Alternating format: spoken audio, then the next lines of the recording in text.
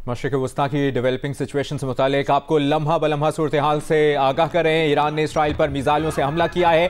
Israeli फौज का ये दावा, वस्ती इसराइल के रिहायशियों को ताहुक्मसानी शेल्टर्स के करीब रहने का हुक्म दिया गया है। मिसाइलों की बारिश को दिफाई निज़ाम से रोकने की कोशिश की जा रही है। इस वक्त क्या सिचुएशन है, हमें ईरानी सहाफ़ी जो कि bureau chief Iranian official news agency IRNA के ब्यूरो चीफ हैं, उनसे बात करेंगे। अफजल रजा साहब, आप बहुत बेहतर तरीके से सिचुएशन को बता सकते हैं। क्या इस वक्त सूरत हाल है, ईरान की जानिब से कितने मिसाइल फायर किए गए हैं और अभी ताज़ा तरीन क्या इंफॉर्मेशन है आपके पास?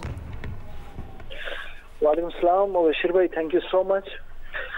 IRGC के लेटेस्ट स्टेटमेंट के मुताबिक ये वही कार्रवाई है जो कि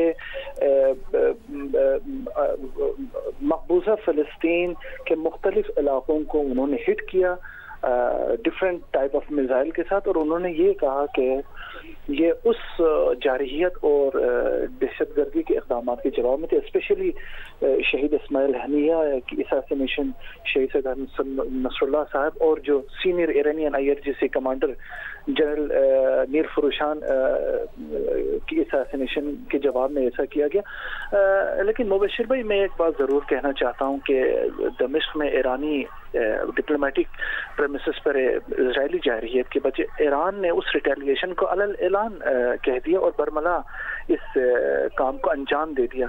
लेकिन आज की इस कार्रवाई का एक अच्छा गोशा हमें यह नजर आ रहा है कि बहुत ही कलील वक्त में intelligence community from the US और इसराइल को ये इन्फॉर्म किया जाता है कि ऐसी कार्रवाई हो रही है, जबकि ये मिसाइल उससे पहले दागे गए थे ईरान से, और ईरान ने इसका भी इंतबाह कर दिया कि अगर इसराइल इसको हिट बैक या कोई जवाबी हमला देने की जुर्अत भी करे तो ईरान उस सिनेरियो के लिए भी तैयार है। अगर आपने देखा कि गजा वार की 1 साल होने को है, हमने नहीं देखा कि खित्ते में या कोई international community specially UNO Israel को लगाम देने में कोई कामयाबी हासिल की, बल्कि अनफॉर्चुनेटली UN की छतरी तले इसराइल न सिर्फ अपनी जारहियत गजा में जारी रखी, वेस्ट बैंक और राफा के अलावा आपने देखा कि गुज़श्ते एक हफ्ते में 1700 एक डिफेंसलेस जो सिविलियंस है बेरूत में, उनको एक जारहाना हमलों का निशाना बनाया गया, जिसमें सीनियर हिजबुल्लाह के कमांडर को भी शहीद कर दिया गया, इंक्लूडिंग उनके सेक्रेटरी जनरल को। अब ईरान ने अपने जो रेस्ट्रेंट शो किया था, एक स्ट्रेटेजिक रेस्ट्रेंट इस्माइल हनिया की शहादत के बाद, अब लगता यही था कि ईरान अपने सब्र का पैमाना लबरेज होने के बाद जरूर कोई ना कोई इंतकाम इसराइल से ले लेगा।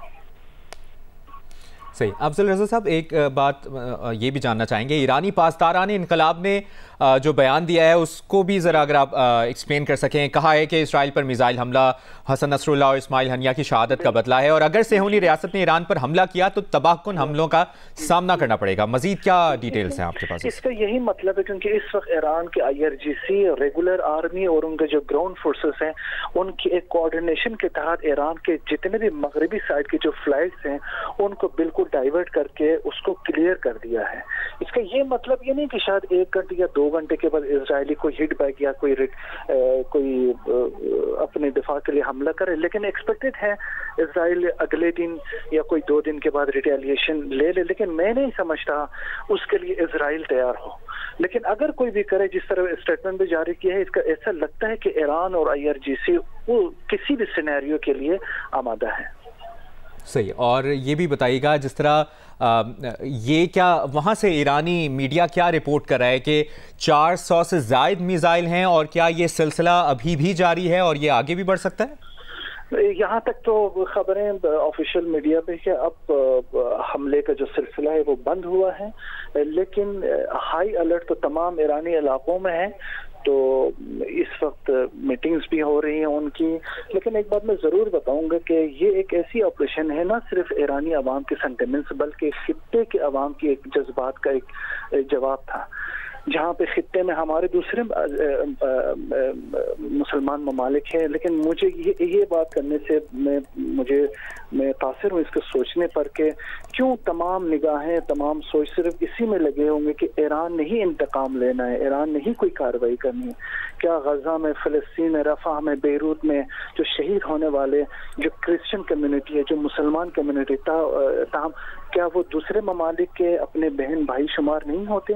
क्या सिर्फ यही ईरान ही आखिरकार रहना चाहिए कि कोई कार्रवाई करें? मुझे उम्मीद है खित्ते में ऐसी सूरत हाल पैदा हुई है ताकि दूसरे ममालिक कम से कम कोई बेदार हो जाए, सिचुएशन उनको एक बेदारी का लहर पैदा करे ताकि दूसरे ममालिक भी अपने मुसलमान भाई जो ह्यूमन बींग्स है इस खित्ते में, जो ऑक्युपाइड टेरिटरी में, इनकी दिफा के लिए भी कुछ इकदाम उठाएं। से अफजल रज़ा साहब, ईरानी सहाफ़ी, और जो सूरत हाल है इस वक्त ईरानी मीडिया क्या रिपोर्ट कर रहा है उसकी बड़ी तफसील से इन्होंने हमसे इंफॉर्मेशन शेयर की है। बहुत बहुत शुक्रिया आपका अफजल रज़ा साहब। और ईरान ने इसराइल पर मिसाइलों से हमला कर दिया है और जिससे मुतालिक हम ताज़ा तरीन अपडेट्स भी शेयर करें। जियो न्यूज़ की स्क्रीन पर बराह रास्त मनाजिर भी, ताज़ा तरीन मनाजिर भी आपको दिखा रहे हैं। वादी उर्दन, मकबूजा बैतुल मक़दस धमाकों से गूंज उठे हैं और हमले से इसराइली नुकसान की तफसील अब तक सामने नहीं आई। एंटोनियो गुतरेस ने कहा है कि हमें जंगबंदी की शदीद ज़रूरत है। अरब मीडिया ये रिपोर्ट कर रहा है कि इसराइल पर ईरानी हमले के बाद उर्दन ने फ़ज़ाई ऑपरेशन मुअत्तल कर दिया है।